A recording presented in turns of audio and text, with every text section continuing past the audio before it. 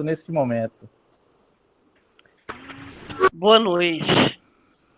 Espio transitar por vários ângulos. Do sobrado por janelas indolentes, viandantes, sonâmbulos, gente incauta, imatura, emergentes.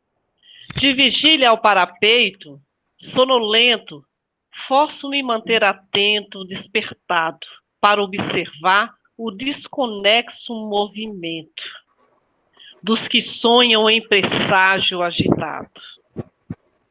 A quem tateia inconscientemente no escuro, as gelosias das janelas me dão vista, ideando alcançar o remate do futuro.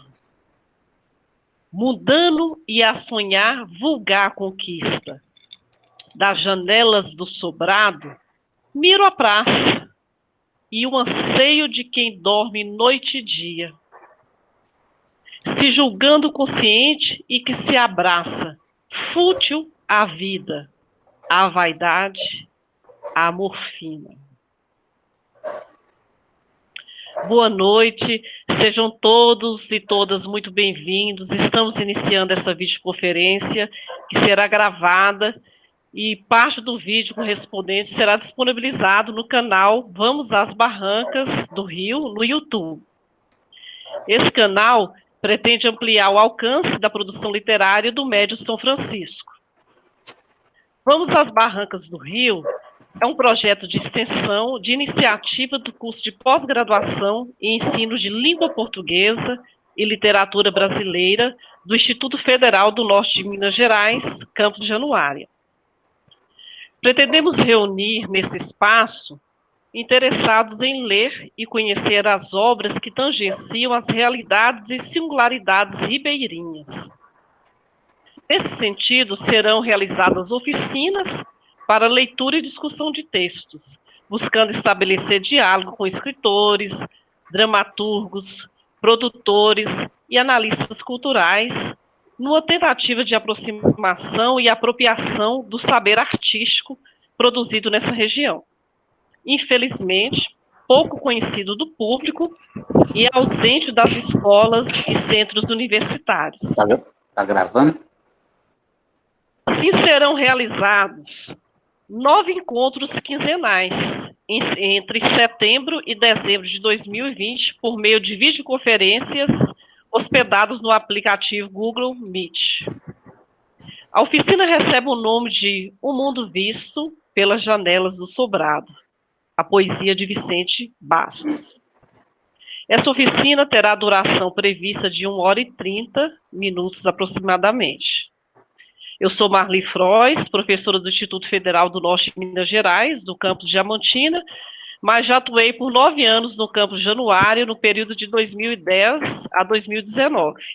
Aproveito aqui o momento para cumprimentar os meus colegas de trabalho e amigos aqui presentes nessa sala virtual, as nossas alunas da pós-graduação, aqui alunas, né, essa marcação desinicial bem feminina mesmo, porque trata-se de uma turma 100% de mulheres em torno do literário, e isso é louvável, né? Então, manifesto a todas vocês o meu carinho, o meu respeito e as minhas saudades.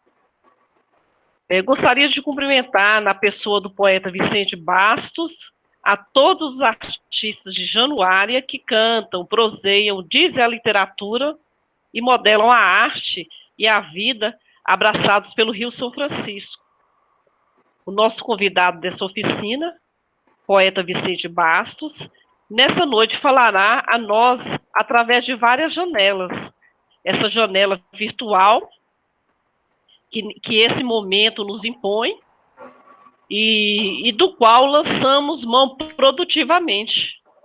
Né? E Vicente Bastos falará também das janelas do sobrado, e do próprio lugar do literário, reconhecendo que a literatura, por natureza, é um lugar de aberturas, né, que nos permite dizer a vida de um modo bastante especial. Quando ela diz a vida de uma maneira bastante especial, quando ela por si só não basta, né, é nesse lugar que vai emergir a literatura. A literatura é sempre uma janela. Então, tomo de empréstimo aqui uma célebre frase do grande poeta Ferreira Goulart, que vai dizer o seguinte, abre aspas, a arte existe porque a vida não basta, fecha aspas. Então, passo a apresentar brevemente aqui o nosso poeta, Vicente de Paula Corrêa Bastos, conhecido literariamente por Vicente Bastos. É natural de Januária, formado em letras pela Universidade Estadual de Montes Claros, Unimontes. É servidor público federal, nosso colega do IFMG. É membro da Academia Januarense de Letras. Publicou as seguintes obras poéticas: Gênese da Bela e outros poemas, em 2001. Né, espero que visualizem aqui a capa, a obra. É uma publicação independente, ou seja, sem vínculo à editora, né? E aí que a gente já tem uma marca escritural do poeta aqui de transitar por um trabalho de característica independente. Em 2015, ele publicou também, de forma independente, o livro que é objeto de nossa oficina de hoje, Das Janelas do Sobrado, obra a qual eu tive a honra de prefaciar, de apresentar e de ler em primeira mão, e assim me sinto, de certa forma, como alguém que pousou nessa janela dos Sobrados. E eu, de fato, também, quando eu tive a oportunidade de ir à casa do Vicente, eu me pus nessa janela sobrada da fotografia para ver o enquadramento do poeta, o que ele enxerga através dessa janela. Esse exercício eu fiz questão de fazer. Então, entendo esse preâmbulo aqui como um convite para que os nossos participantes adquiram as obras do nosso convidado, né, porque quem escreve com a intenção de ser lido, de ser conhecido, de fazer a sua visão de mundo circular, né? Então, a literatura, ela nos diz muito. Então, no caso de Vicente Bastos, vocês podem adquirir a obra com o próprio autor. Daqui a pouco ele vai esclarecer mais sobre essa forma de aquisição. Então, seja muito bem-vindo, meu querido poeta Vicente Bastos, a quem sempre chamei durante 9 anos, encontrando com ele nos corredores do Instituto, de poeta. Bom dia, poeta, boa tarde, poeta, então boa noite, poeta, é um prazer muito grande tê-lo por aqui. Passo agora a fornecer alguns esclarecimentos de nossa participação aqui. Você, Vicente, terá 30 a 40 minutos para as exposições aqui provocadas por mim e pelos participantes aqui do chat. Depois abriremos, naturalmente, esse espaço para perguntas. Fique à vontade e conceba esse espaço aqui como uma janela. É a sua janela, é a janela do seu sobrado, é a janela do seu literário. Né? Então, escancar essa janela, mesmo porque já é primavera. Então, eu gostaria também de ressaltar que os participantes que quiserem fazer perguntas devem usar o chat. Né? Desculpa. Solicito gentilmente a todos os participantes, exceto o convidado, é claro, que desliguem os microfones para evitar ruídos e outras interferências. Né? E aí passamos à primeira provocação, Vicente Bastos. Nesse primeiro momento, eu gostaria de convidar a você a se auto-apresentar. Eu fiz uma apresentação bem breve aqui, mas eu gostaria que você dissesse quem é o Vicente Bastos, o que te move a escrever, como que a literatura acontece na sua vida, seja na leitura e na escrita. Enfim, conte um pouco do seu percurso de escritor, suas premiações, suas publicações, suas parcerias. Fique à vontade, que esse espaço aqui inicial é seu. Boa noite a todos. Quero agradecer a Marli, Pedro, Zildete e Elisa, meus colegas aqui do campus, em nome de todos os outros demais participantes, por estarem me prestigiando, né, nesse momento.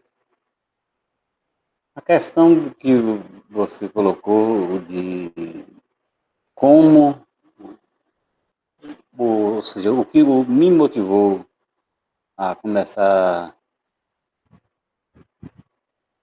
a escrever poesia foi, de um certo modo, assim, interessante, porque apesar de eu ter tido uma influência dos meus ancestrais maternos, né? Meu avô e tios maternos, e eram literatos. Meu avô era até foi diretor teatral aqui em Januária na década de 30, 20, 30, quer dizer, 1920, 1930, né? Era devorador de livros e os outros tios também, por parte de mãe, né? Os maternos, me legaram essa influência, né? Pra, esse gosto pela literatura. Mas pela literatura em prosa. Nunca me passou um dia escrever poemas. Não houve aquela coisa assim como ocorre com a maioria, e na adolescência já escreve alguns poemas, alguma coisa, não. Portanto, eu sou um poeta outonal, porque ainda criança eu já havia me familiarizado com os clássicos, né? Já tinha lido Machado, Gabriel Garcia Marques, Dostoiévski, tudo por influência dos meus tios. E outra influência também artística que houve na minha vida, isso desde da mais remota idade, foi a música. Minha mãe era cantora lírica, né, da Catedral Nossa Senhora das Dores. Eu acompanhava, ela era soprano, cantava lindamente e tal. E eu, caçula de uma família de 8 irmãos, já acompanhava, né, os movimentos musicais que iam surgindo. Então, eu quero dizer com isso que eu vinha a escrever poesia, ou a tentar versejar, já na idade que se chama, né, no âmbito poético, né, outonal mesmo, já 30 anos de idade, coisa parecida, por aí. E não me passava pela cabeça absolutamente escrever poesia. E até porque eu lia muito pouco poesia. Eu lia retalho. Lia Bilac, lia Augusto dos Anjos, Castro Alves, Vinícius. Mas, como eu disse mesmo, a miúde e a retalho ali. Nunca me imaginei escrevendo. Aí, não sei que gênio ou que ideia que passou, tal, que guia que me tocou, sei lá. Eu resolvi escrever, rabiscar alguns versos e mostrei na ocasião, nos anos de 1995, por aí. Mostrei para o professor Fernando Lemos, né? Que foi colega nosso aqui no Instituto. E ele gostou. apreciou, falou, não, gostei do poema e tal. Eu falei, e isso é um poema mesmo? Ele falou, é um poema, de fato. Eu falei, então, vou tentar escrever mais alguma coisa.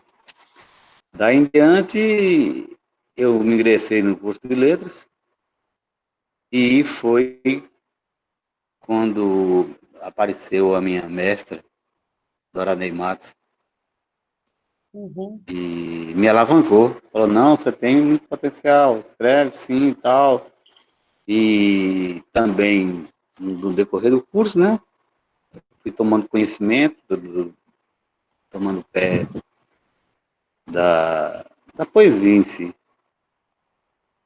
Então é uma coisa interessante, penso eu, porque até então eu não, apesar dos meus ancestrais, né, serem literatos e coisa desse gênero, mas a poesia em si não era bem aventada, não era bem comentada, não era de forma nenhuma. Mas, Marli, dando continuidade aqui, eu não sei se eu me perdi da segunda pergunta sua. Não, você respondeu tudo, Vicente. Basicamente, era essa proposta mesmo de você se apresentar e dizer como que a poesia acontece na sua vida, como que a Sim. literatura acontece Ah, na tá. sua vida, né? E eu achei assim um tanto curioso, importante você mencionar. Eu vou até pedir a licença, né, para eu utilizar o você aqui, né, que a gente tem essa liberdade, essa proximidade aí, né, de afeto. Então vou romper com formalismo, vou te tratar de você o tempo inteiro, poeta, tá? Com toda licença aí. Deus me livre você me Bem, chamar de senhor. aproveito aqui para dar boa noite à Isa, saudade também, grande beijo. E aí, eu só vou comentar uma questão que eu acho interessante, justamente porque a gente tem aqui a presença das nossas alunas da pós-graduação que lidam com a educação, né? Então, eu achei muito curioso, interessante você mencionar o seu contato com os clássicos, o fato de ter lido Machado de Assis, Garcia Lorca, Dostoiévski. Então, são leituras extremamente requintadas, são autores requintadíssimos, né? É fina literatura, vamos dizer assim. E aí, eu sendo leitora da sua obra, né, tanto das Janelas quanto da Gênesis da Bela, que foi a sua primeira obra, assim, belíssimamente apresentada pela Dora Ney, eu vejo que essas leituras suas, elas aparecem, elas comparecem de algum modo na sua poética. E eu fiquei pensando também que aí o curso de letras tenha sido importante para você fazer esse encontro com a poesia, já que o seu lugar de leitor foi mais com a prosa, e eu acredito que a poesia você encontrou mais no curso de literatura, porque eu vejo você dialogando o tempo inteiro com alguns autores da estética simbolista, né? E eu já emendo já essa pergunta, uma outra pergunta aqui, mas já sinalizando que todo mundo que está participando, por gentileza, faça a sua pergunta, faça a interação aqui. A ideia é que todos participem, né? Então, o bom escritor, na sua concepção, o bom escritor tem que ser um bom leitor?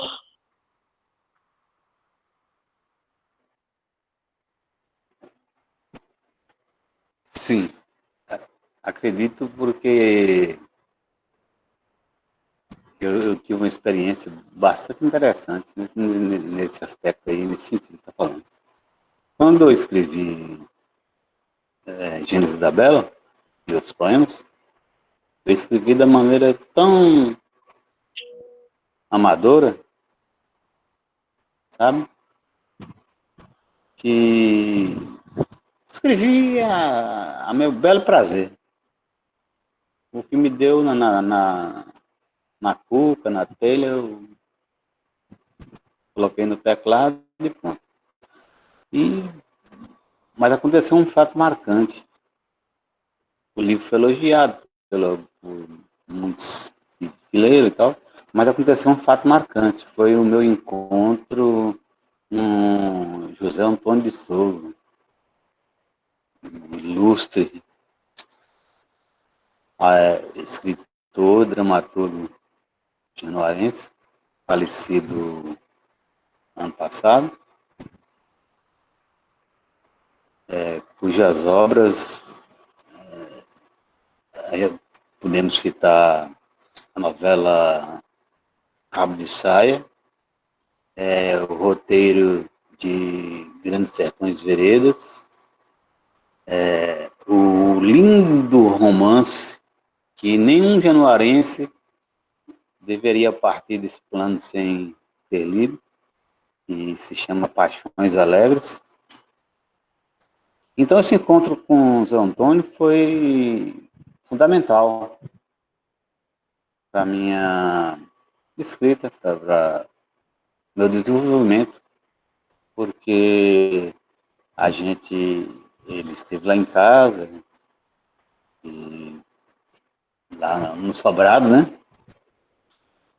E tomando uma cerveja, tudo, ele falou, pois bem, seu Vicente, seu livro ficou bonito, mas eu vou te falar uma coisa com toda honestidade. Vai ler, rapaz. Bem desse jeito, sabe? Na palavra dele. Vai ler, rapaz. Leia. Leia Cruz de Souza, leia Castro Alves, leia Augusto, leia, primeiramente, Luz Mediterrânea, de Raul de Leone. Conheça a obra de Pessoa, Cecília Meirelles, Florbela Espanca, sabe? E te peço uma coisa, e não escreva bobagem, não. Não escreve besteira, não. Aliás, ele falou até um termo mais chulo que se vocês imaginam, sabe? Não escreve aí M, não, tá? E aquilo, no momento, me deixou, assim, um tanto chocado no dia seguinte, tal, uma semana depois, mas a gente, né, estreitou o laço de amizade. E, e ele sempre falando, tá lendo, você tá lendo? Fala, tá, não, falou, tá, devore, vai. Aí ia apontando, Guilherme de Almeida, Vinícius de Moraes, vai, muito bem. E até o Triunvirato ele me recomendou. O Triunvirato que eu me refiro é Bandeira Cabral do Drummond, dos quais, honestamente, eu não me simpatizo. Ou melhor, não me comove a poesia de nenhum dos três que são tão idolatrados. Não me comove, isso é uma questão pessoal, ok? Então, Manuel Bandeira, João Cabral de Melo Neto e Carlos Drummond de Andrade são incontestáveis, são idolatrados pela crítica, pela imprensa e tal, mas a mim não me comove. Mas ele assim insistia comigo, o José Antônio de Souza. Leia, mas leia, conheça o modernismo, conheça os movimentos e tal. Sim, eu fui me enfronhando e tal, e tomando gosto pela coisa. E porque ele ainda falou de uma forma assim interessante com relação ao livro Gênesis da Bíblia, falou, olha Vicente, você flertou, namorou com poesia, agora fique noivo e case com ela. Falou com essas palavras também.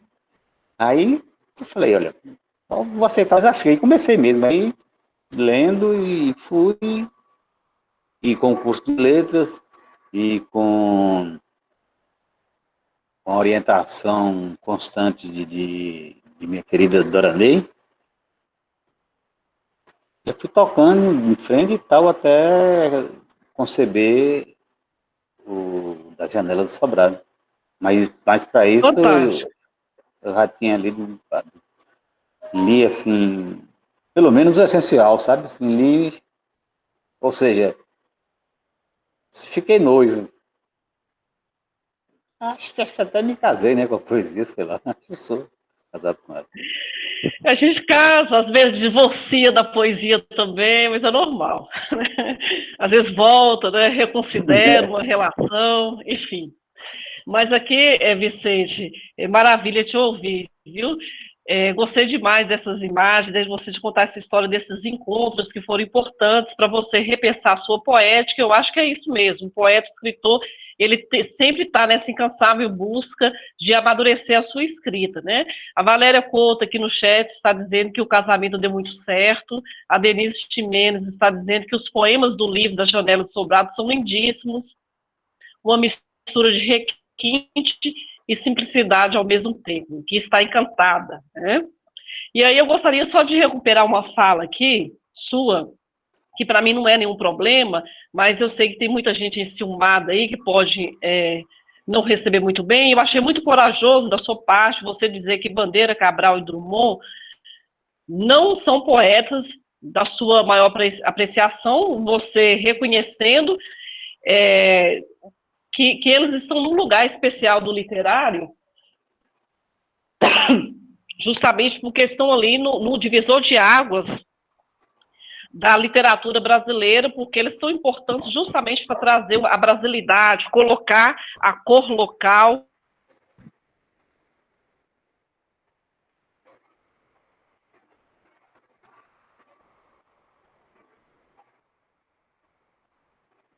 Acho assim, fantástica.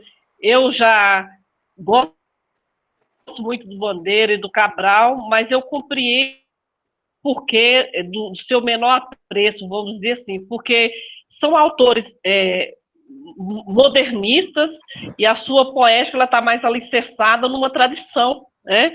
Então tem uma outra filiação que é natural. E eu queria recuperar aqui também, enquanto não aparece mais uma pergunta de outra pessoa aqui, gostaria de recuperar uma questão importante que você pontua, que eu acho que sinaliza até para uma possibilidade de depois alguém pesquisar. Você traz um dado muito importante aí, quando você menciona o seu avô, que foi dramaturgo, isso é uma formação riquíssima, né, que você traz para a cena um dado que, com certeza, muita gente que nasceu em Januária, sobretudo a geração mais nova, não tem esse conhecimento de quem foi seu avô, que importância que tem, que produto que ele tem. Eu só gostaria que você esclarecesse aí para quem está ouvindo, quem é seu avô, que deu o nome, como ele se chamava.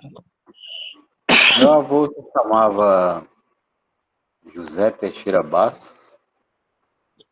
Ele se mudou da Bahia para Januária. Ele é acompanhado de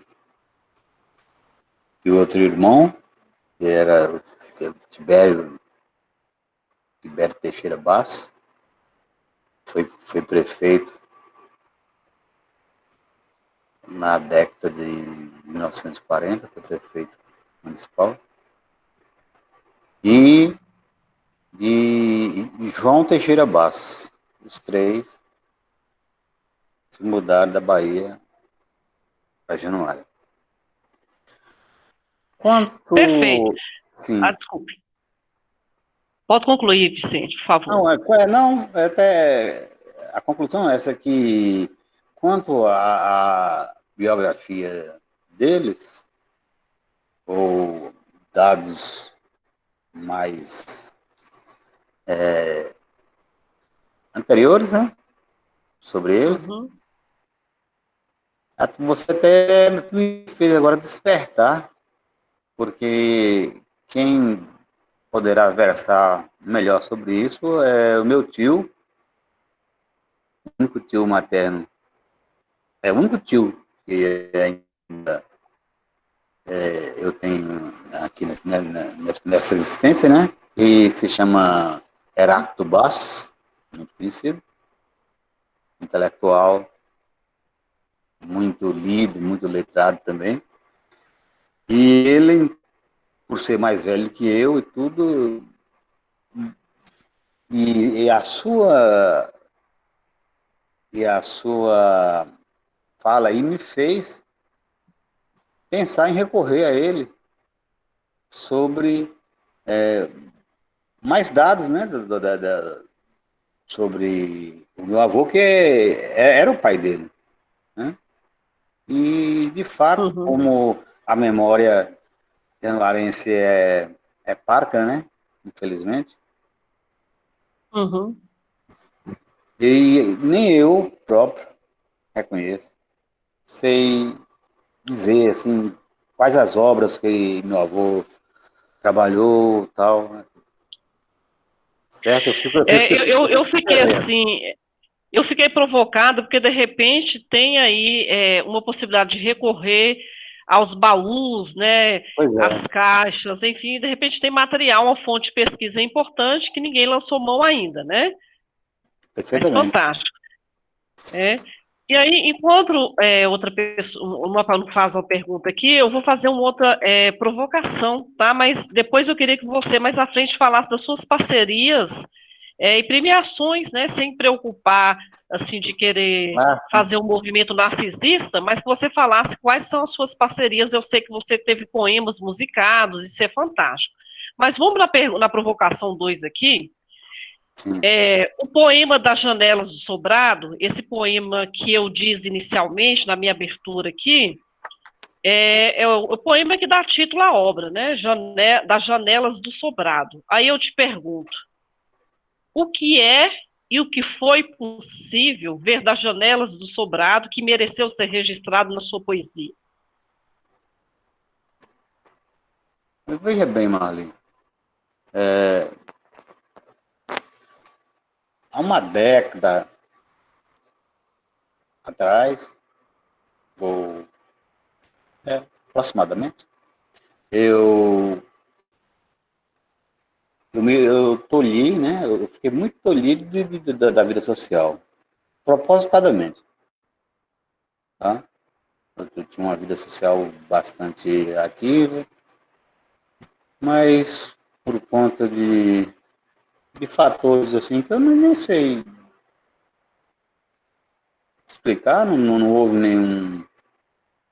nenhum fato assim marcante, não.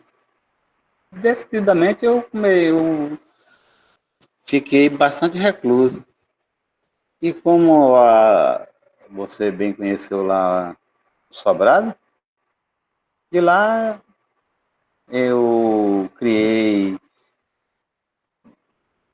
na imaginação, né, um observatório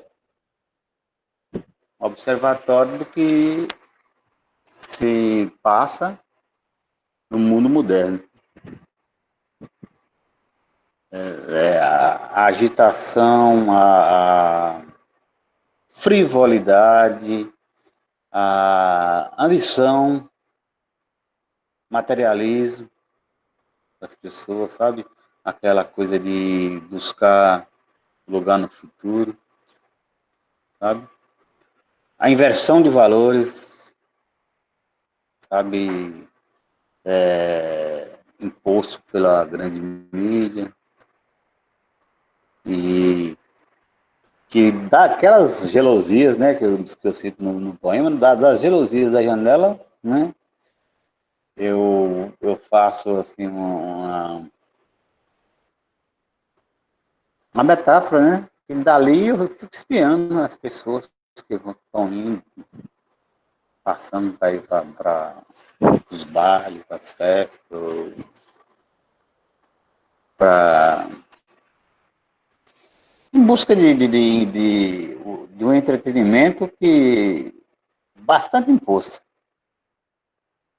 muita vez, né? Vai bastante imposto, quer dizer, existe, né? A gente sabe disso, uma indústria do entretenimento. E também, talvez pela maturidade, eu fui me desapegando da, do que hoje é aclamado pela mídia mesmo, né? Pela imprensa comprada, pelas televisões, pelas telas, né?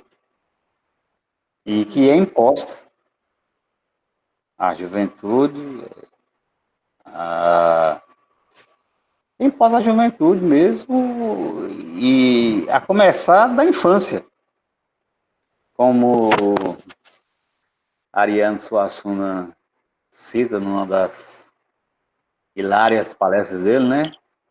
Por que cachorro gosta de osso, né? A plateia se calou, tal. Ele esperou a resposta, não veio. Aí ele diz: e quem já ofereceu que leva cachorro? Né? Então, mas é porque a juventude gosta de funk, gosta de breganeja, é, essas músicas de festa rave, né? Que se é que isso pode ser chamado de música, não acredito muito, né? Techno music, né? Essa loucura toda. Mas gosta por quê? Alguém já mostrou um taiguara para eles? Alguém dessa geração já ouviu o Sérgio Sampaio? Já ouviu o Luiz Melodia?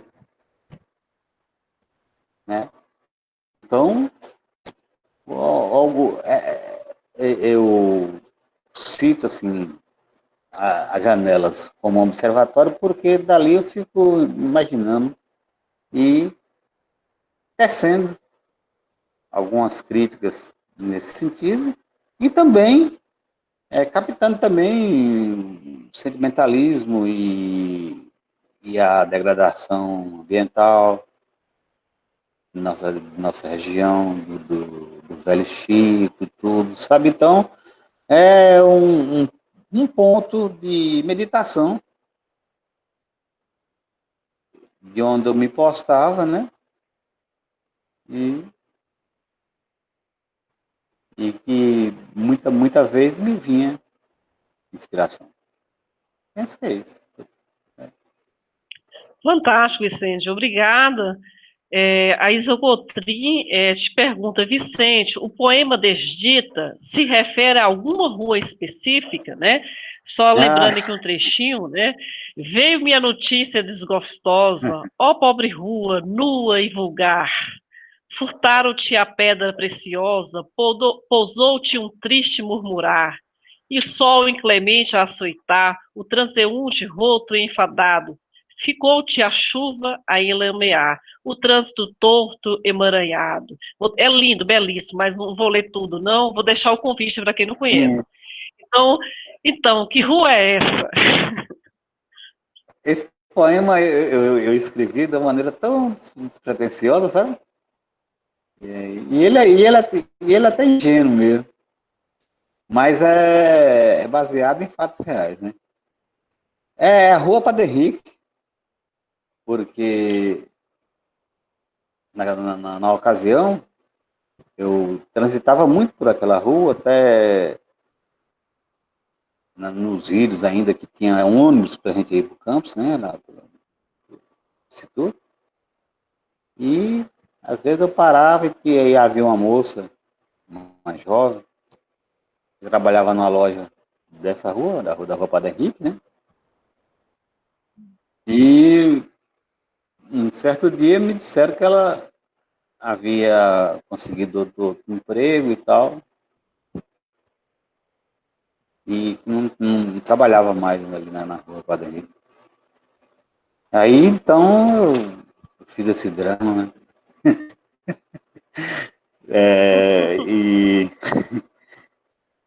E maldizia a rua, né, tal, passei, botei a culpa na rua.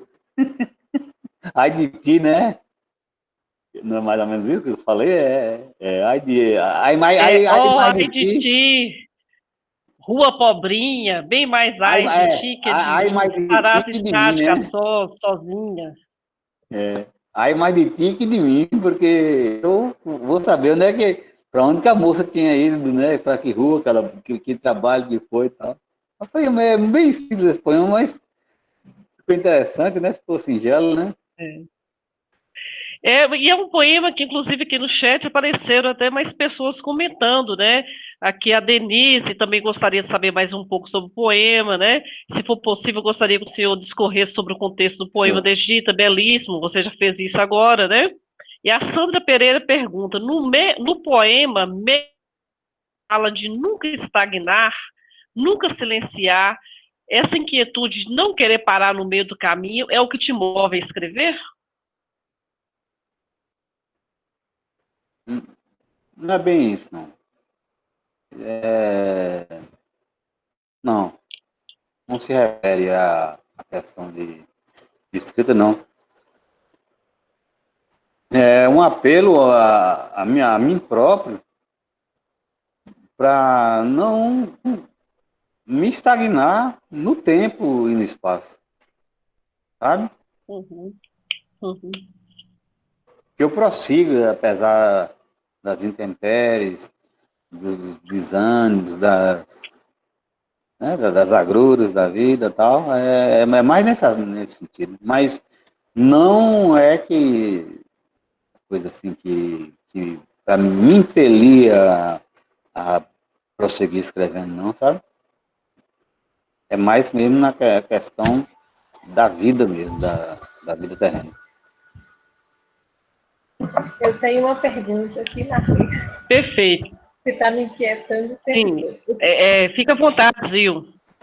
O que me chama a atenção Sim. na poesia de Vicente, né, ela ainda tem esses traços da simplicidade, mas tem esse requinte da linguagem, essas palavras que não são tão usuais. E eu fico me pensando assim, como que essas palavras que não são tão usuais, porque assim, quando você pega aqueles escritores simbolistas, o próprio Olavo Bilac, eles viviam naquela época que aquele vocabulário era muito comum.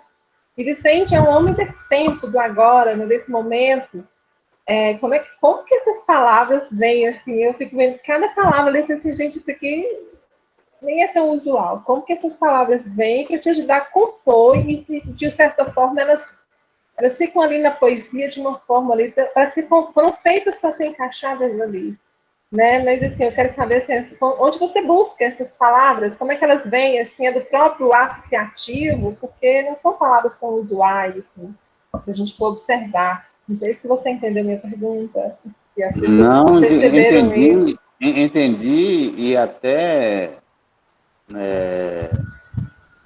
presentemente eu ando até meio que tentando atenuar o uso dessas palavras mais arcaicas, né, digamos.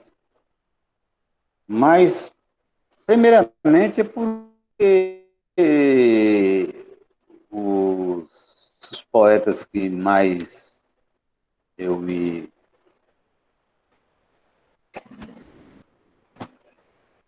que eu mais admirei, né, que eu, no começo dos meus escritos, usava, né, Bilac, os parnasianos, e Cruz de Souza, e o próprio Castro Alves. Tá? Então, houve sim, no início, uma influência parnasiana. Mas eu, muitas vezes, sou criticado por isso, sabe? Parece que é um certo exibicionismo, sabe? Mas na realidade não é não, mano, Zildete. De forma nenhuma. Parece que é aquela coisa, vem um guia e fala, você tem que colocar usar esse termo, sabe? Eu Eu não, tento mudar e acaba que só dá certo se for daquela forma. eu não vejo Hoje eu como tenho... exibicionismo. Eu vejo assim, Oi? eu não vejo como exibicionismo. O que me chama a atenção é como você consegue assim, trazer essas palavras, elas vêm à tona e você consegue É. trazer para um contexto que é tão simples como o contexto das ruas de Januário, as figuras de Januário, e você consegue trazer essas palavras e elas não causam em mim estranhamento.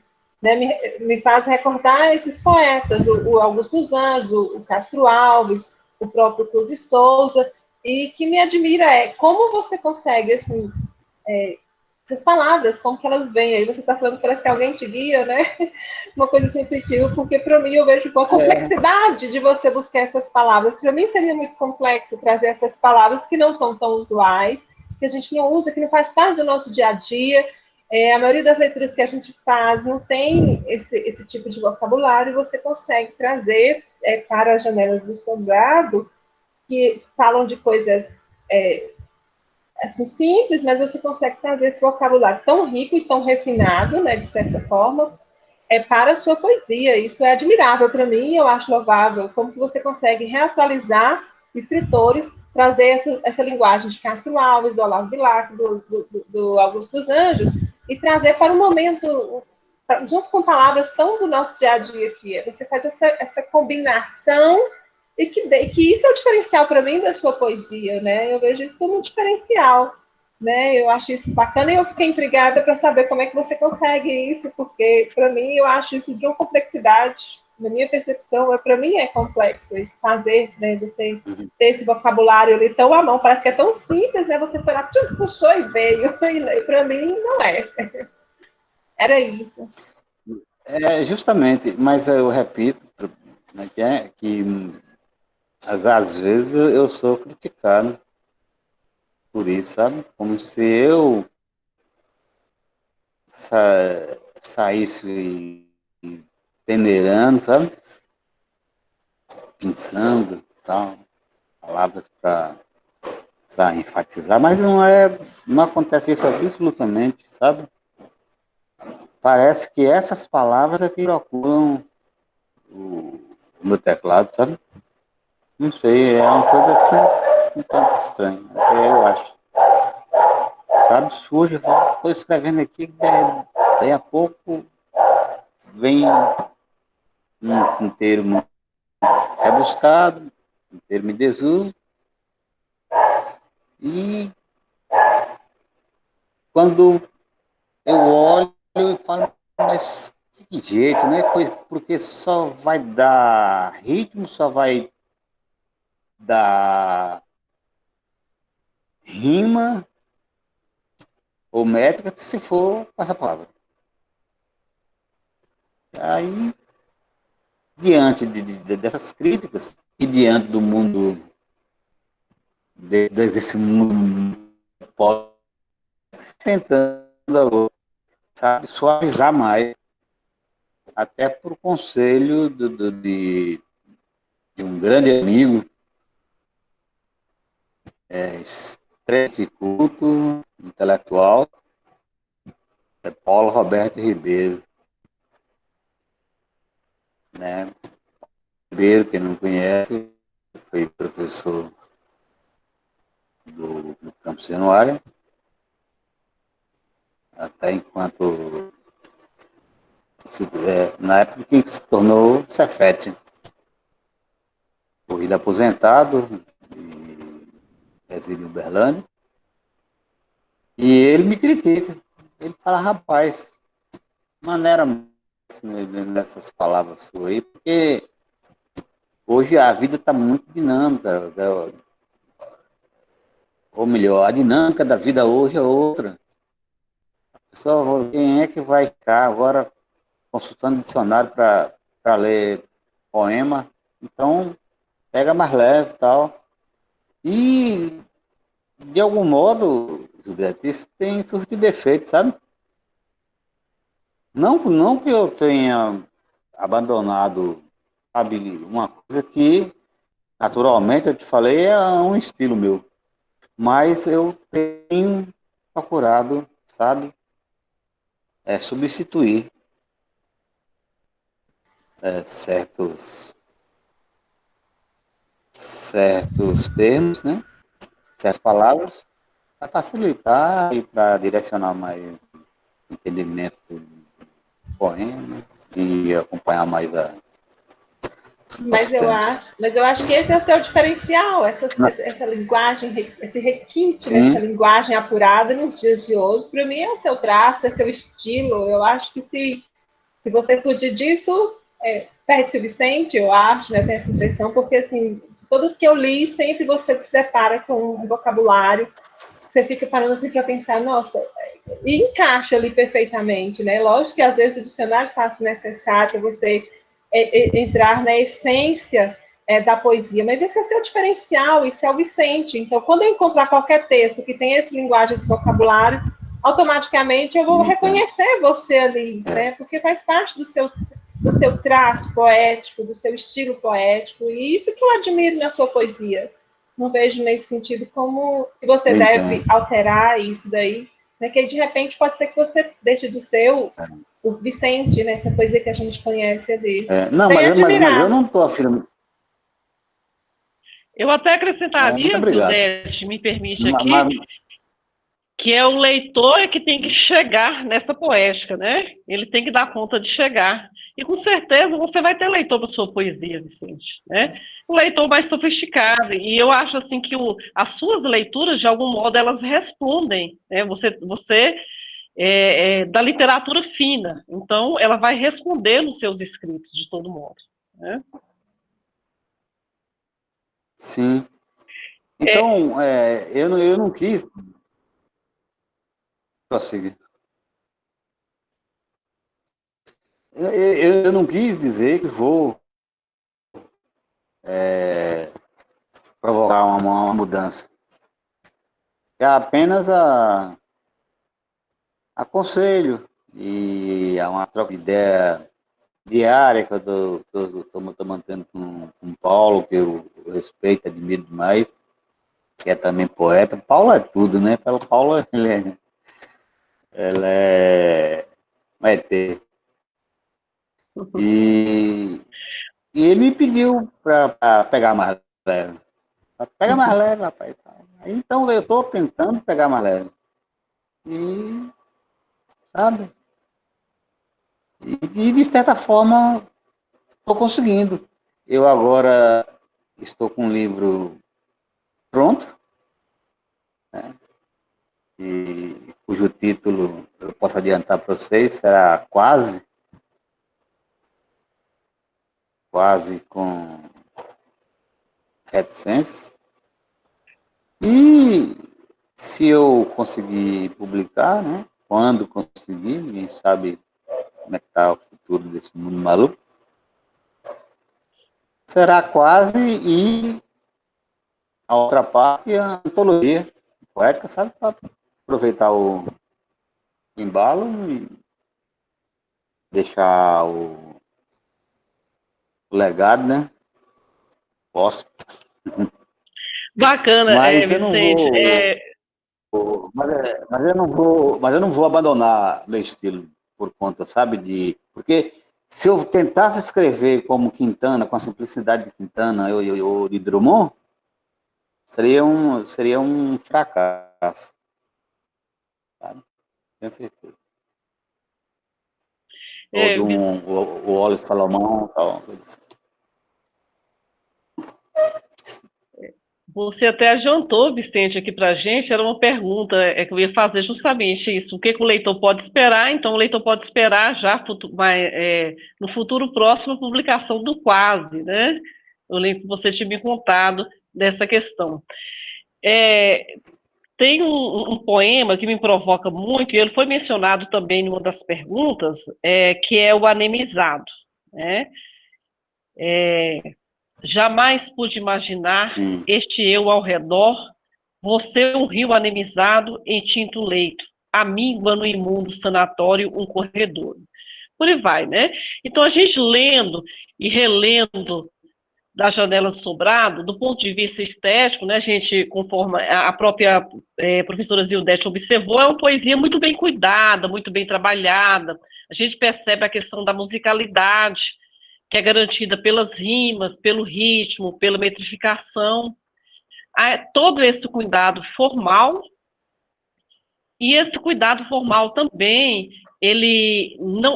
esse cuidado não se restringe só à questão formal, porque os temas também são importantes, né? Então a gente vê diferentes temas, né? Eu até aponto isso no prefácio, o misticismo, a religiosidade não dogmática, o universo onírico, a sexualidade, a aproximação da música, a exploração da dimensão consciente, do inconsciente. Enfim, essa me parece ser uma escolha consciente da sua estética, né? Então, dito de outro modo, a sua poesia ela vai filiar uma tradição, né? Mas em alguns momentos eu noto também que ela vai se revestir do contemporâneo quando você contempla justamente o local e o regional, né? E aí eu gostaria que você falasse um pouco das suas escolhas temáticas, como que o local comparece na sua obra, como que a cultura barranqueira comparece, o que o leitor pode encontrar Hum, que é próprio da cultura barranqueira em sua obra. E aí você fica à vontade para citar, inclusive, alguns poemas em que esse retrato da cultura barranqueira comparece. E aí eu vou emendar na pergunta da professora Elisa, quando ela fala assim, no poema O Pará se refere ao Rio São Francisco, porque o nome é O Pará. sim, Então aqui está a marca do local na sua poética. Nesse aspecto é que eu sinto que você filia também ao contemporâneo, nesse tratamento aí do local.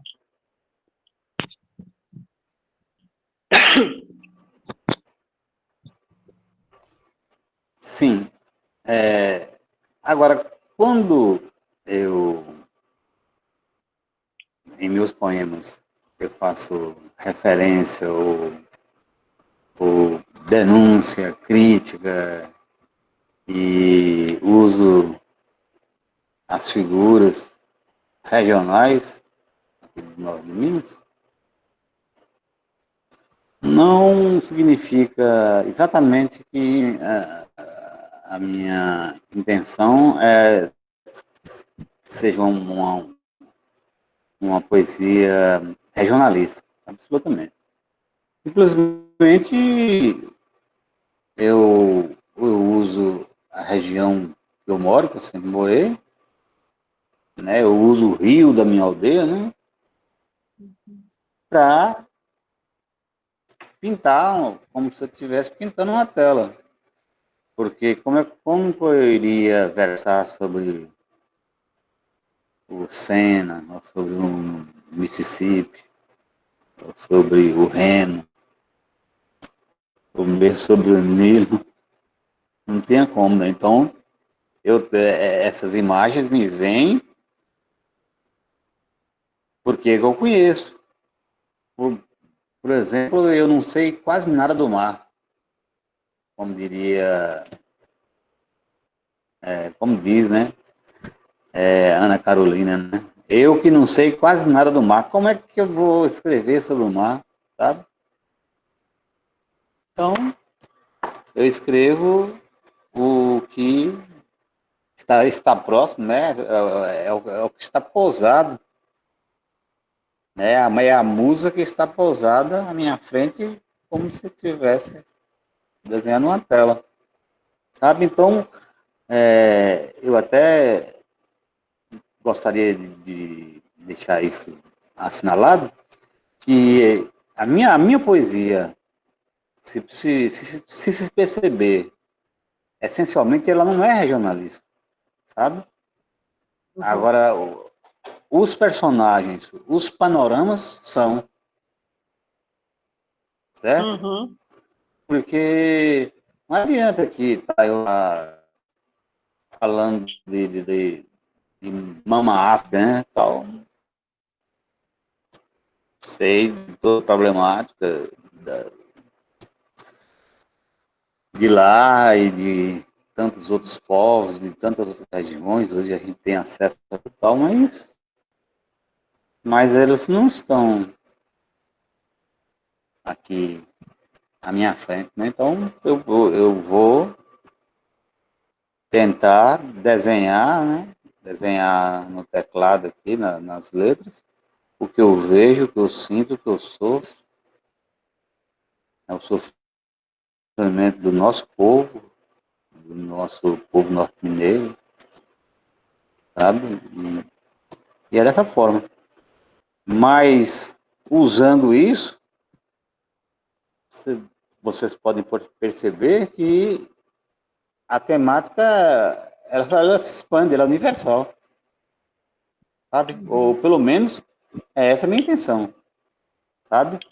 Não quero ser, sabe, o cantador das barrancas. Tem até um poema que muita gente gosta, tal, que eu até cito Drummond, né? Não bajules da tua terra, né? Passeio, tá da janela do sobrado. Sabe? Então eu não faço aquela coisa.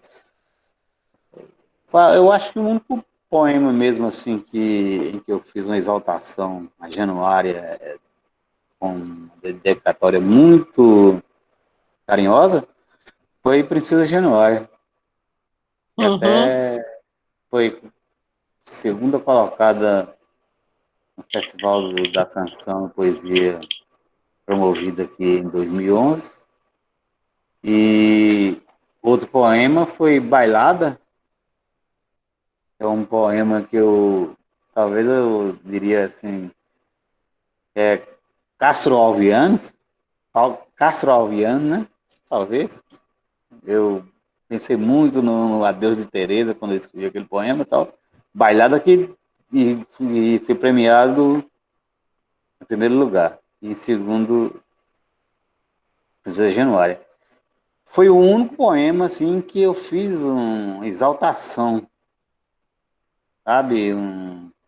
Uma declaração bem franca de amor a Esturrão, onde eu me sustento. Mas percebam bem que nas entrelinhas do que eu escrevo, sabe? Eu procuro, não sei se eu consigo, mas eu procuro dar um cunho universal. Vicente, eu concordo, né? Já ia, com essa questão, eu leio a sua poesia dessa forma, né? Por mais que você, quando trata do regional, sobretudo para apontar, eu entendo ali, questões problemáticas, sobretudo ali tá, comparece no anemizado, que você vai apontar o problema do Rio São Francisco, né, de um rio que foi pomposo e hoje já merece cuidados, isso ali no sujeito que observa, ele fica estupefato com essa situação. Aí depois você tem um outro Beira-Rio, né, depois tem um outro que eu citaria, Rua de Baixo, Rua de Cima, que eu acho assim belíssimo, até que É, você gostaria que você comentasse, são dois poemas que eu acho um tanto assim curiosos, magníficos, porque essa questão da presença da rua de baixo, essa expressão eu já vi ela em outros lugares, em outras cidades. E chamar de rua abaixo e rua de cima tem uma marcação sociológica também, né? E aí você usa uma perfeitamente. metáfora, uma metáfora de uma mulher, né? Então, na rua de baixo é uma mulher, na rua de cima é outra mulher. Eu queria que você comentasse um pouco esses dois poemas aqui para gente. É interessante mesmo isso aí, porque no meu tempo de criança e até adolescência, havia, havia assim, uma discriminação, havia uma divisória. Rua de baixo e rua de cima. A rua de cima começava ali hoje, onde é o Oásis, né? Oásis é o calçadão lá da beira do rio. Dali para frente, que eu digo, indo em direção ao Viva Maria e tal, Alta Viva Maria, era Rua de Cima. E era um local mais requintado, sabe? E acontecia as tertúlias, né?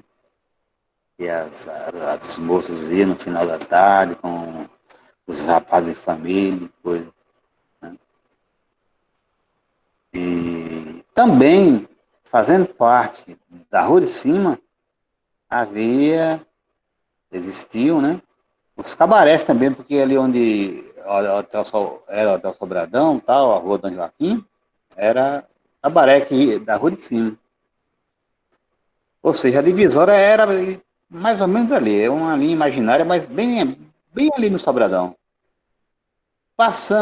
Voltando em direção à rua Barão de São Romão e à Praça Santa Cruz, tá, aí já era a Rua de Baixo, é a Rua do Mangangá. A rua chamava-se Rua de Baixo, mas era, como eu digo no poema, né? Na verdade, era um aglomerado, né? Eram comunas, né? Comunidades. E também havia uma coisa interessante, ainda há, que a Rua de Baixo é de população mais de negros, e a Rua de Cima era mais de pessoas de pele mais clara, tipo assim, como se fosse a elite, ou seja, uma divisão de classe, sabe? No entanto, ambas, na época, e pelo que meus pais contavam, meus avós, meus tios, né? Ambas eram muito animadas, sabe? Cada qual a sua maneira. A Rua de Baixo pendendo mais pro folclore, né? Pelos reis, pelo São Gonçalo, pelos forró e tal. Aí a Rua de Cima mais por uma um divertimento mais clássico, digamos, sabe? Mas eu já adolescente, já assim, já começando a sair para as noitadas, né? Ainda consegui pegar resquício de um e de outro. É tanto que eu acho que minhas duas primeiras namoradas, uma era da Rua de Baixo, e era negra, negra, sim. E a outra era da Rua de Cima e de pele mais clara. Aí eu misturei e tentei dar uma forma feminina para essas regiões, né? E deu naquilo ali que parece que ficou interessante, né? Ficou Belíssimo, belíssimo. belíssimo. Nossa Senhora, essa metáfora, usando a figura da mulher, a distinção de classe de uma, que você vai evidenciar a divisão social ali daquela época, usando essa figura da mulher, ficou de uma criatividade, de uma originalidade belíssima. Ouvindo você falar sobre isso agora, o que isso representa, ficou fantástico. A linguagem que você usa para um e para outro, e as duas ruas te encantavam, né? As duas mulheres te encantou também, né, pelo visto. Porque Claro, você, porque eu se transitava rendeu. muito bem, sabe, em ambos os polos, né? E tinha trânsito livre, sabe, sempre tive, mas havia rixa.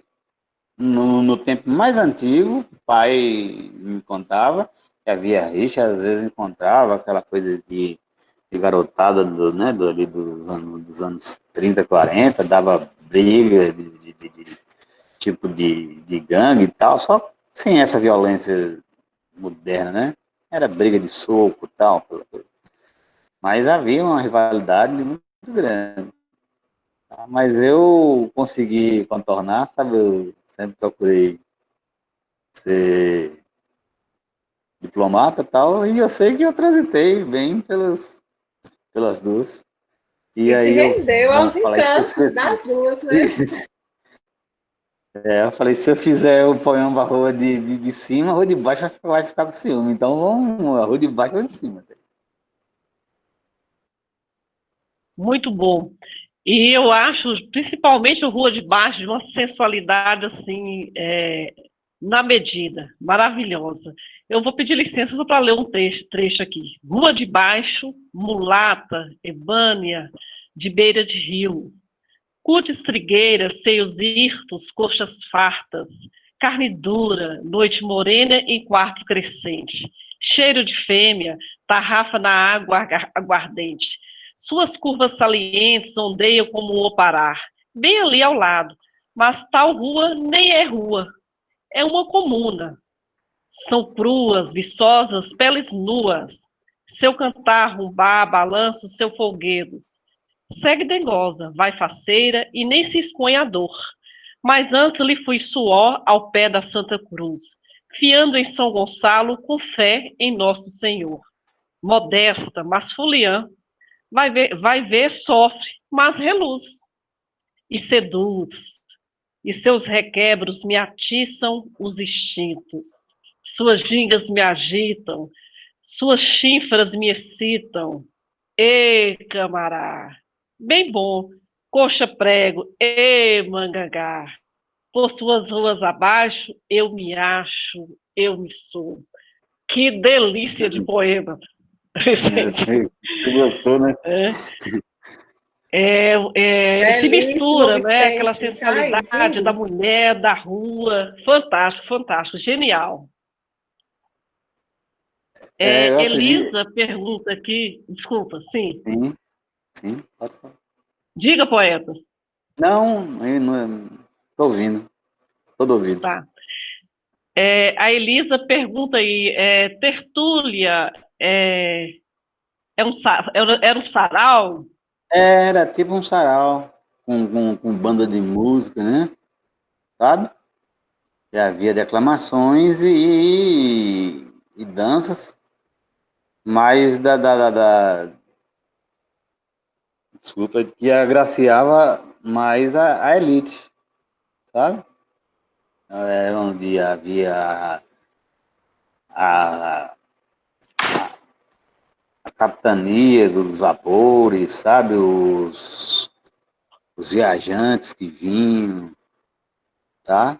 Eles se aportavam e se acomodavam ali na Rua de Cima.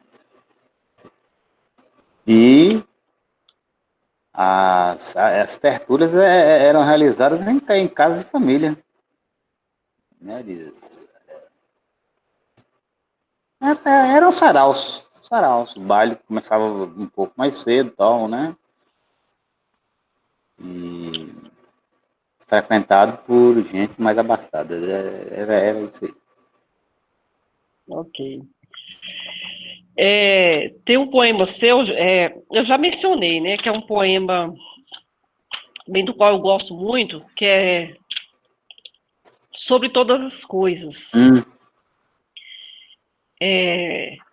Que aí você trabalha, tem uma filiação, na minha leitura aqui, consegue ter uma filiação ao misticismo simbolista, mas também você trata da religiosidade não ortodoxa, né? E eu acho que isso a sua poesia ela trata do tema da religiosidade de uma maneira inteligente, que eu acho que não é um tema muito fácil de lidar, né? E aí eu gosto muito desse poema Sobre Todas as Coisas, porque para mim é um dos poemas mais fortes, assim, que vai traduzir o humano, a fragilidade que compõe o humano, né? E essa mesma fragilidade é também a fortaleza. Eu gostaria que você contasse um pouquinho também da história desse poema Sobre Todas as Coisas. É um poema que me seduz muito. Receio não amar a Deus sobre todas as coisas. Tampouco desejo ao semelhante o que para mim anelo.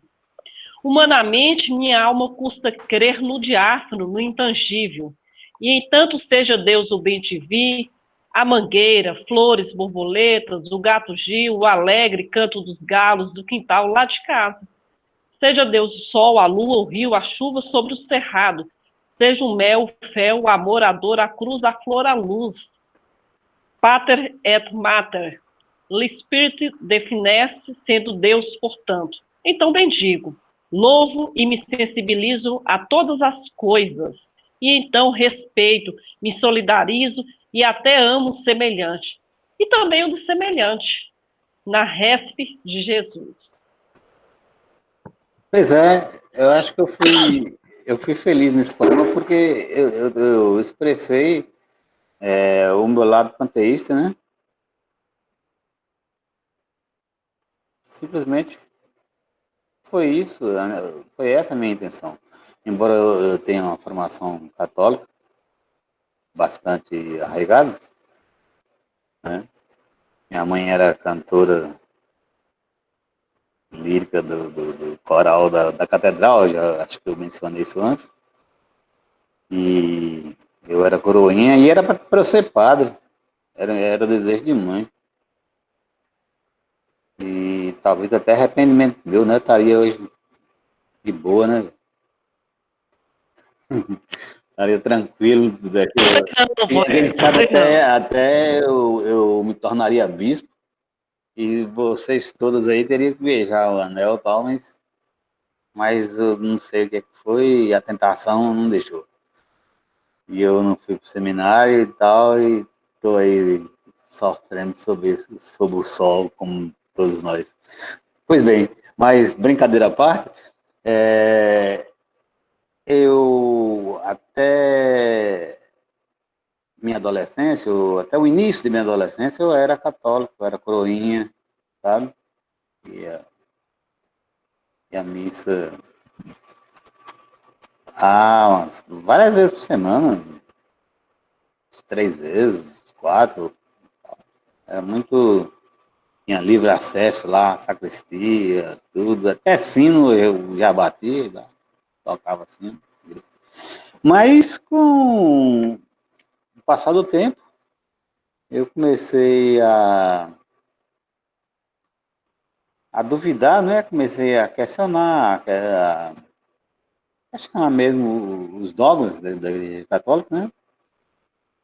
E isso, então, me fez afastar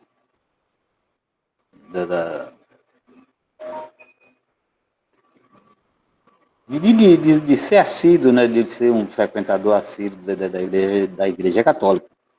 Porque eu acho que tem que ser uma comunhão mesmo. Sabe, a pessoa tem que estar ali na igreja, seja de religião for, contrito daquilo que está sendo pregado. Sabe, você ficar, sabe, assim, meio termo, eu não gosto dessa coisa. Já o panteísmo que eu me refiro aí é o quê? Olha, é o bem-te-vi, é o gato, é a mangueira, né? Eu olho assim e falo, olha, como é que não existe Deus? Existe sim e tal, sabe? Agora, como diz o primeiro mandamento, né? Amar a Deus sobre todas as coisas. Não, depende. Vamos ver como é que é. Vamos ver qual Deus a que se está se referindo. Que eu tenho um amigo, sabe, só variando aqui um pouquinho, que ele diz, quando ele se refere a Deus, ele fala assim, pois é, Deus foi tão bom para mim que a lavoura do meu vizinho secou e a minha tá lá, ó, colhi milho e tal, o gado do vizinho morreu, o meu, Deus foi muito bom para mim. Quer dizer, eu não posso concordar com isso. Então eu prefiro ver Deus nas coisas mesmo, em tudo, né? É panteísmo mesmo, sabe? Prefiro dessa forma. No bem-te-vi, na mangueira, no gato, na dor, na flor, no amor, né? Na cruz. E assim como eu penso que Jesus quis passar. Sabe, uma concepção minha. E não Deus Pai Todo-Poderoso e tal. E até eu tenho minhas dúvidas se Deus é pai mesmo. Será que não seria mãe? Mas isso aí seria um assunto, quem sabe até para um poema ou para uma coisa mais profunda, né? Deus Pai Todo-Poderoso. Interessante você falar, conheci uma benzedeira famosa no Vale de Jequitinhonha, em Araçuaí, a Saluísa. Ela benzia, né? E em um dado momento ela usou uma fala assim: Deus é a mãe do mundo. né? É justamente com essa ideia da mãe enquanto essa força mater, né, acolhedora, né? Leitura linda essa leitura sua, Vicente. Quero pedir Obrigado. desculpa que passou aqui um comentário da Cláudia Cordeiro, quando ela vai dizer assim: o poema Aquém me fez não só questionar o ritmo de vida moderno, como também esse período de pandemia em que nos encontramos, momento em que o mundo parou e precisou repensar. Aí esse comentário aponta para uma questão até interessante da sua poética, que eu considero que é a boa literatura quando ela extrapola o tempo, né? Veja que você publicou esse poema, publicou esse livro em 2015, né? Sim. Não, o poema, não sei se foi escrito em 2015 ou antes, mas ele pode ter de uma atualidade imensa, né? Então a gente fala que é uma poesia atemporal. Uhum. Pois é, justamente eu quis, né, usando esse adjetivo aqui, exemplificar a insignificância humana mesmo, sabe? Assim, na qual eu me enquadro, sabe? Porque quando eu vejo o presencial, eu sinto certos arroubos de tanta gente, sabe? Eu recuo, né? Eu sou muito precavido com isso e tal, e aí eu fiz o Aquém, não, eu sou Aquém mesmo, assim, tal, porque maior é Deus, pequeno sou eu, é aquela coisa parecida assim, né? É aquele verso de Eduardo Godin, né? Que, salvo engano, Clara Nunes cantou, foi uma dessas sambistas, agora não me lembro. Maior é Deus, pequeno sou eu. Então eu sou Aquém mesmo. Mas eu não vejo muita gente fazendo essa declaração com tanta franqueza.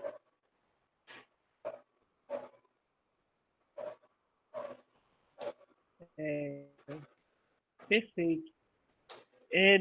Você falou maior a Deus, pequeno sou eu, que na verdade é uma frase, não sei se você sabe, tem uma filiação também nas cantigas da capoeira, né? Maior a Deus, pequeno sou eu.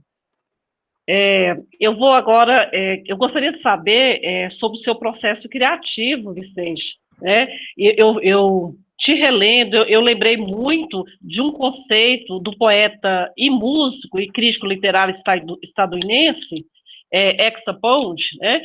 Que ele, atuando também não só como poeta, mas como crítico literário, ele produziu uma obra chamada ABC da Literatura. E ele vai apresentar 3 modelos retóricos para a poesia, né? Ele separa 3 modelos.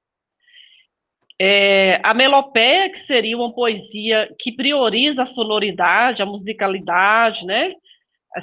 A retórica, que ele chama de fanopeia, seria a poesia que vai privilegiar as imagens, né? Ou seja, vai trabalhar um poder visual da imagem.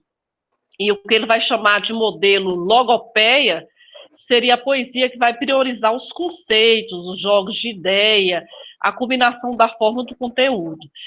Eu vejo na sua poética a combinação dessas 3 retóricas, né? Você tem um trabalho acurado com a musicalidade, você produz imagens belas, fantásticas, né? O poema que evocamos aqui da Rua de Cima de Baixo é um grande exemplo disso. E tem a logopeia, que é a questão do conceito, do pensamento, da problematização, da reflexão, ela vai estar muito presente na sua poética também. Aí eu queria que você contasse para a gente como que é o seu processo criativo. Você pensa numa imagem primeiro, depois vem o texto, depois vem a musicalidade. Como é que você trabalha essa cadência, essa musicalidade do seu texto? Porque é um trabalho realmente de labor, é um trabalho muito difícil, muito sofisticado, né? Então conta para a gente como que é esse processo seu criativo. Bem, Marli, agora você me deixou de saia justa porque eu não adoto nenhum processo, não, sabe? às vezes, você,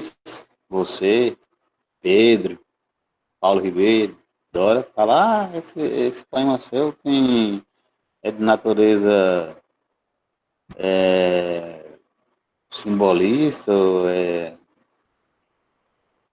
é parnasiano, isso não, interessante mesmo, viu?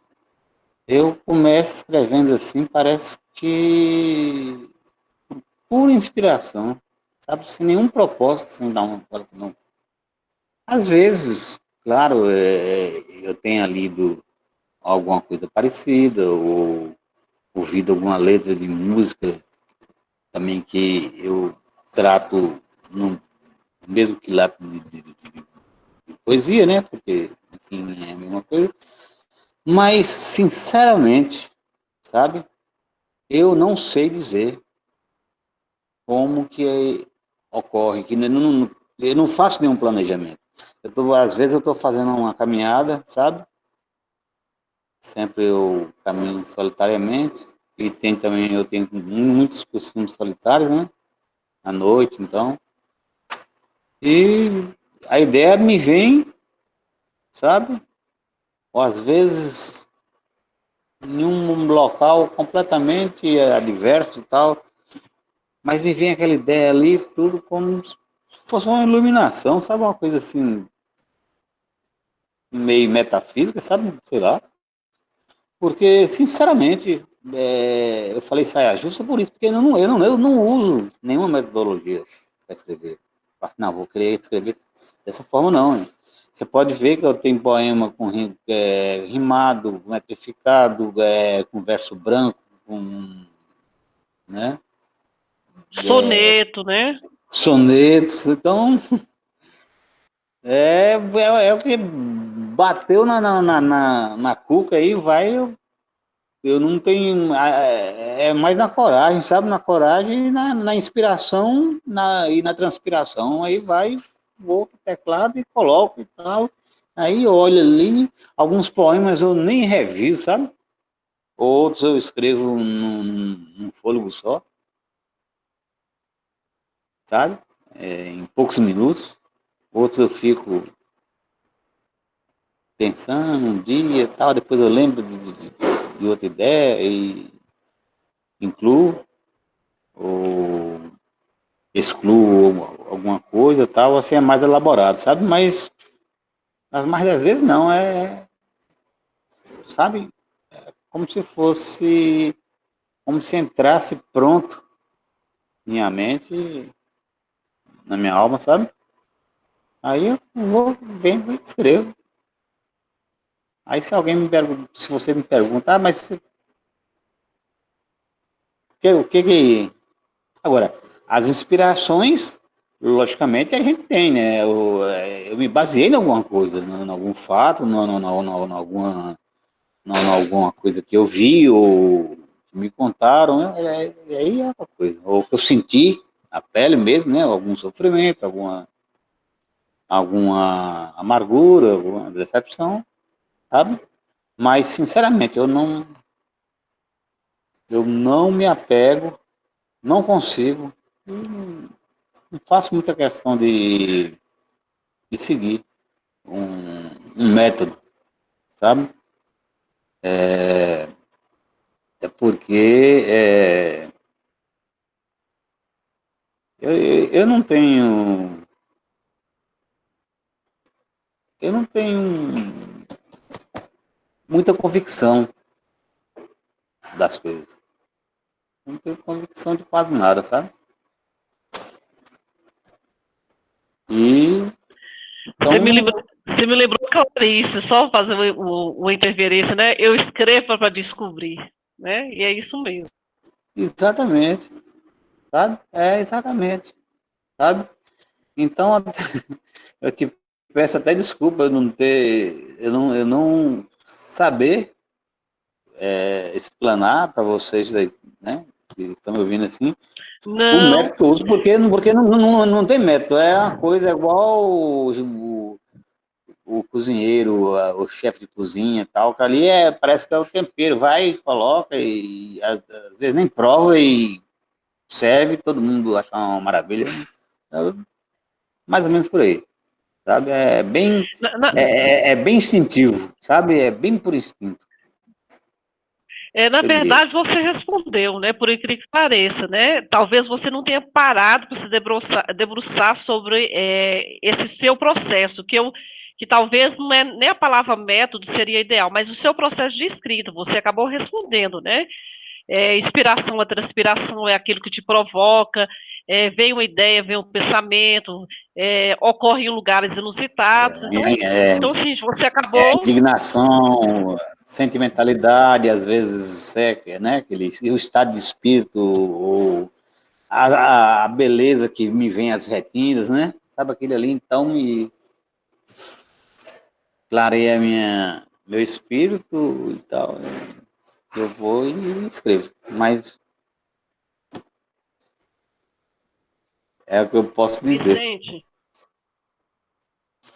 Sim.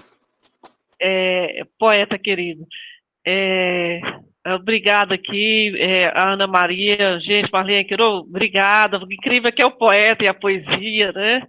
E todos vocês aqui nessa noite de quinta-feira, reunidos aqui em torno da poesia, isso que é maravilhoso, né?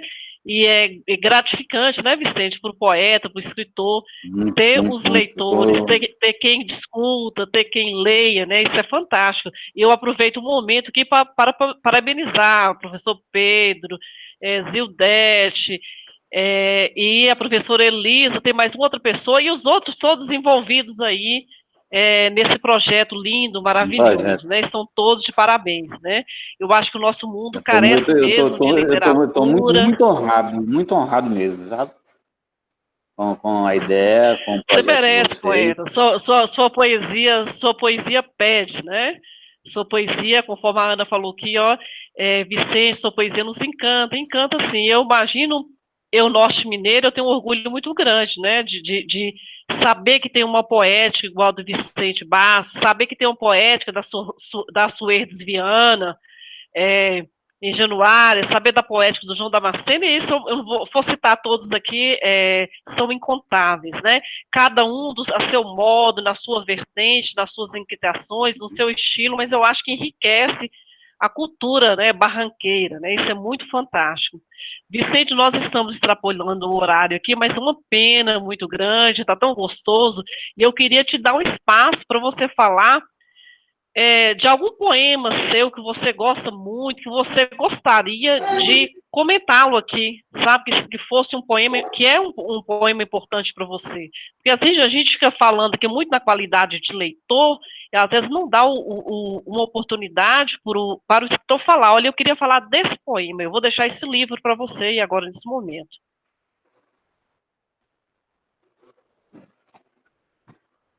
Deixa eu dar uma verificada. Por incrível que pareça, sabe, assim, eu sei que neste livro, tanto quanto no anterior, e também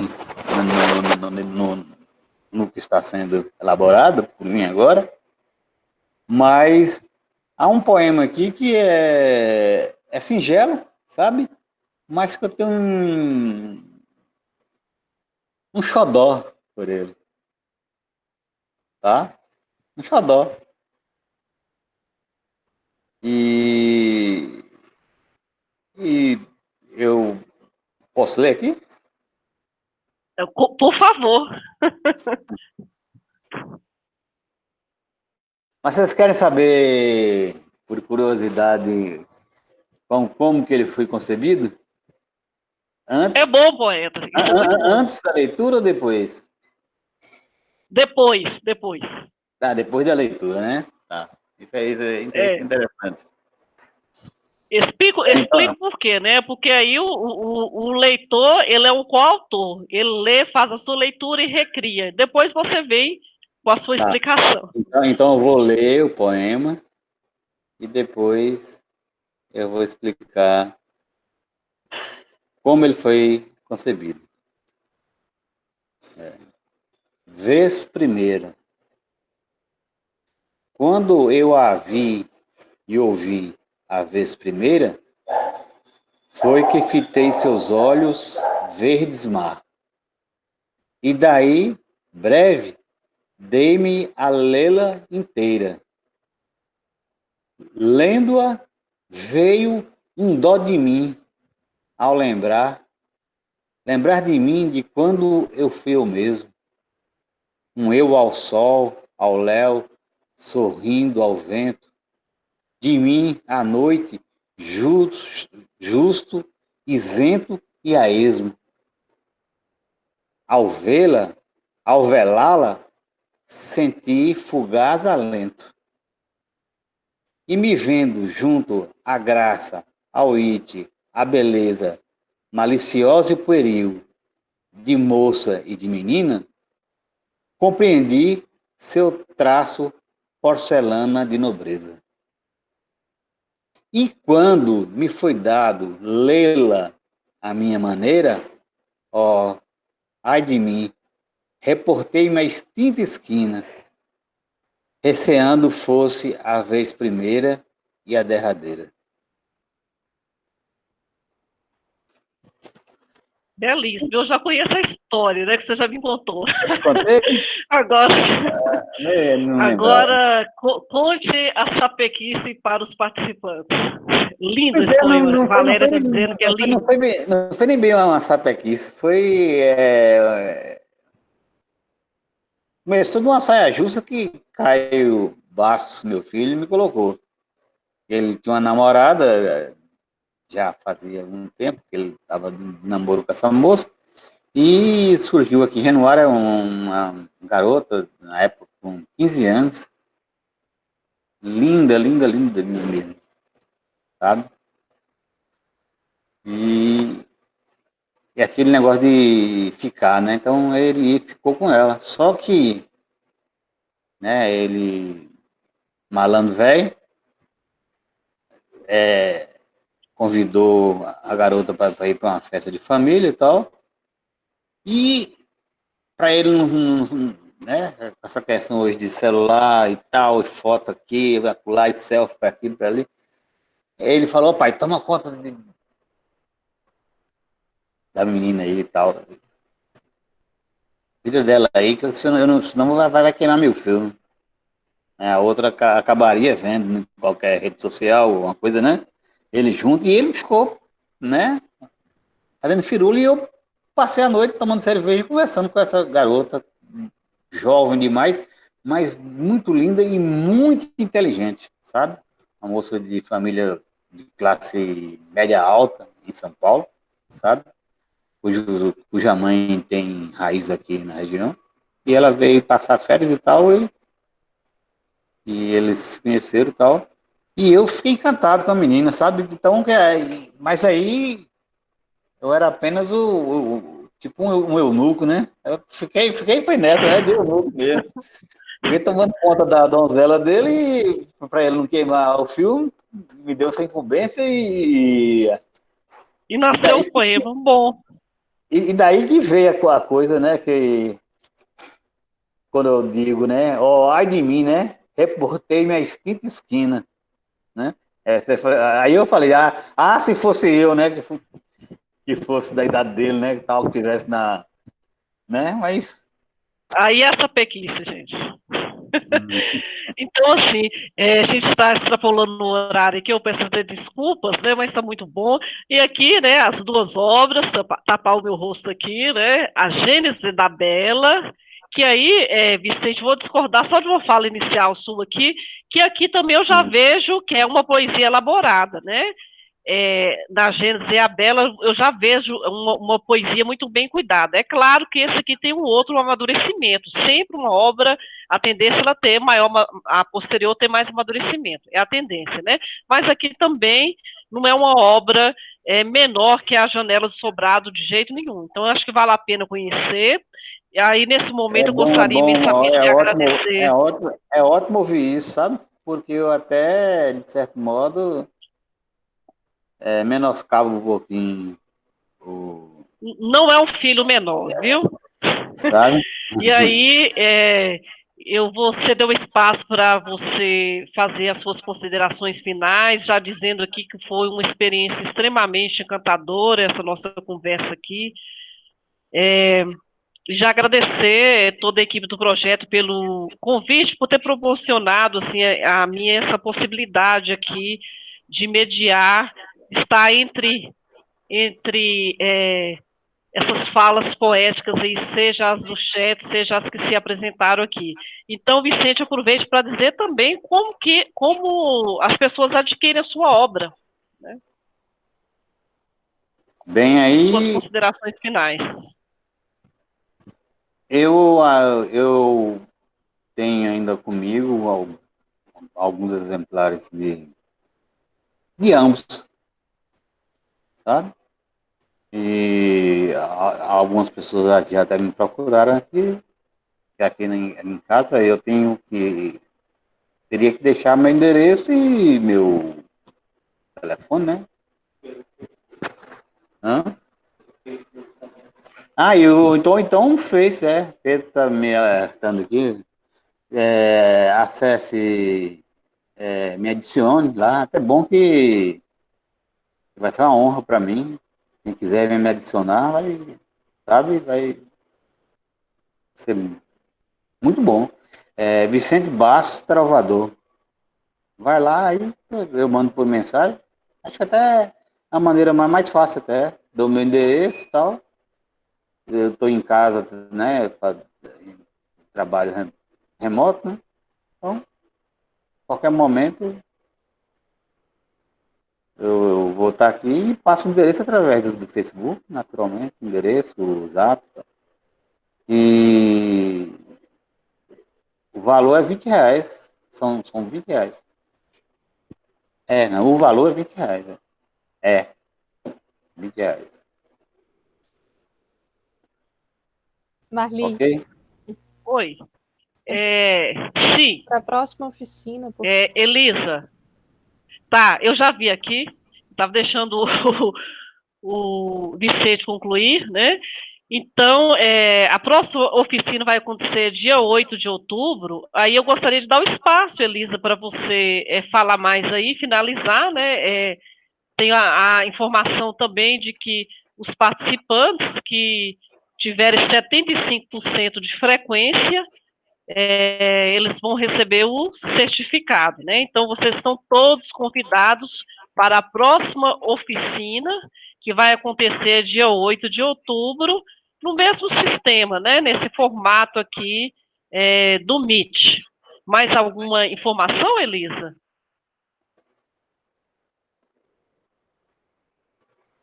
Aqui ela já apresentou, né, a programação, 8 de outubro, às 19 horas, será mediado pelo professor Pedro Pimenta e Ana Maria Rabelo.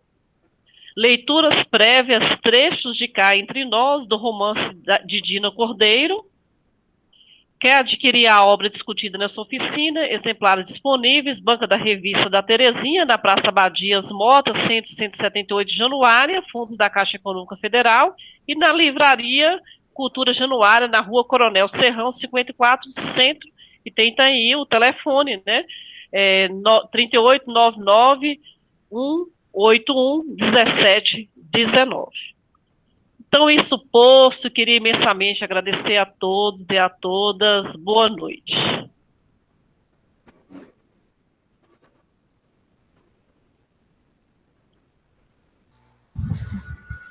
Pronto, Pedro? Então, gente, boa noite, agradecemos a todos, o vapor está partindo e nós vamos retornar no dia 8 de outubro para conversar com a Dina Cordeiro. A Dina Cordeiro está aqui, você quer fazer o convite, Dina? Com a Cláudia aqui.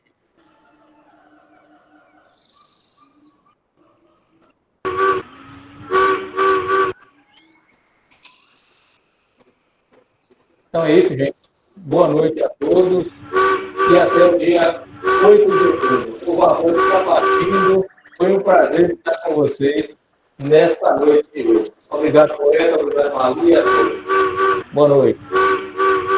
Boa noite, foi um prazer imenso. Boa noite, Boa gente. noite, Muito Marli. obrigado. Boa noite, Vicente. Muito obrigado. Boa vocês noite, todos. Zil. Boa noite, Pedro, Estou muito Vicente, feliz, muito feliz mesmo Elisa. com o projeto e muito sucesso com o projeto seus e a todos os alunos também aí e tal. Sabe, assim, os meus cumprimentos. Muito feliz mesmo. Boa noite, E- Elisa.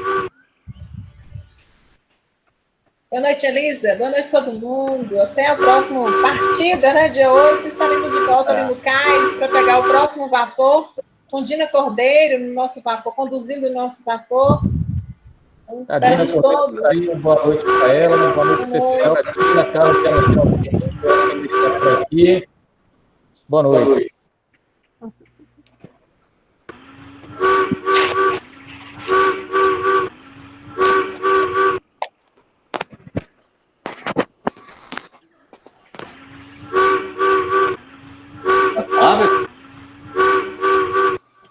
Sim, Ana Maria, eu com certeza vou participar da próxima, sim. É só me passar o link certinho que eu não saio desse vapor mais, pode deixar.